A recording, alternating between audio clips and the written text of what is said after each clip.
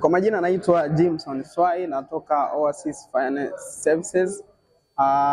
Kwanza nimefurahi kuwepo kwenye semina hii elekezi ya mfumo mpya wa IDRAS. Ni mfumo ambao umeandaliwa kwa ajili ya walipa kodi wa aina zote, walipa kodi wakubwa, walipa kodi wadogo, makampuni na watu ambao pia hawajaanza biashara, kwa maana wale ambao ni non business, wenye chini ambazo sio za biashara. Kwa hiyo huduma kama hizo ambazo zinawahusu wale ambao hawajaanza biashara, kama maombi ya leseni na vitu vingine vinavyofanana na hivyo, yanafanyika pia kwenye mfumo huu mpya.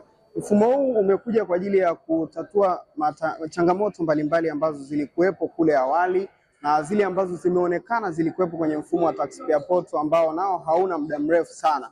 Kwa hiyo kwanza tunaipongeza Mamlaka ya Mapato Tanzania TRA kwa kuja na mfumo huu mpya. Ni mfumo ambao utaondoa urasimu, ni mfumo ambao utasevu muda wa walipa kodi, muda ambao tulikuwa tunaenda maofisini kwa ajili ya kupeleka barua, kusubiri, vitakuwa vinafanyika vitu vyote kwenye njia ya mfumo au kwa njia ya mfumo. Kwa hiyo ule muda ambao tulikuwa tunautumia kwa ajili ya kwenda, tunaweza tukautumia kwa ajili ya kufanya mambo mengine kwenye biashara zetu, tukaongeza vipato vyetu na tukaisaidia nchi, kwa sababu tutakuwa tunasave muda wa kufanya mambo mengine. Lakini kuna vitu ambavyo nimeviona vimekuja kwenye huu mfumo mpya ambavyo kwa mfumo ambao ulikuwepo mwanzoni tusingeweza kuvifanya.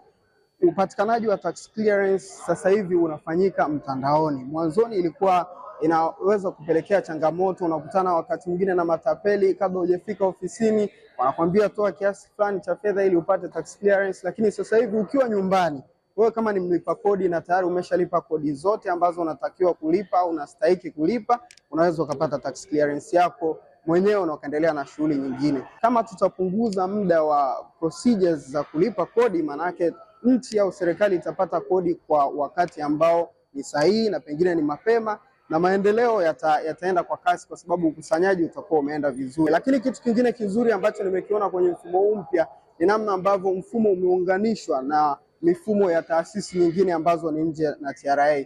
Zipo leseni za madini na vitu vingine kama hivyo ambavyo mwanzoni vilikuwa havijaunganishwa kwenye mifumo ya TRA, lakini kupitia IDRAS mfumo umeunganishwa na mifumo mingine, na hii inapelekea au inachagiza kile ambacho Mheshimiwa Rais wa Jamhuri ya Muungano wa Tanzania amekuwa akisisitiza kwamba anatamani mifumo isomane. Kwa hiyo TRA pia wamekuwa mfano katika hili kwa kuhakikisha mfumo wa IDRAS unasomana na mifumo mingine ambayo iko nje ya TRA. TRA, pamoja tunajenga taifa letu.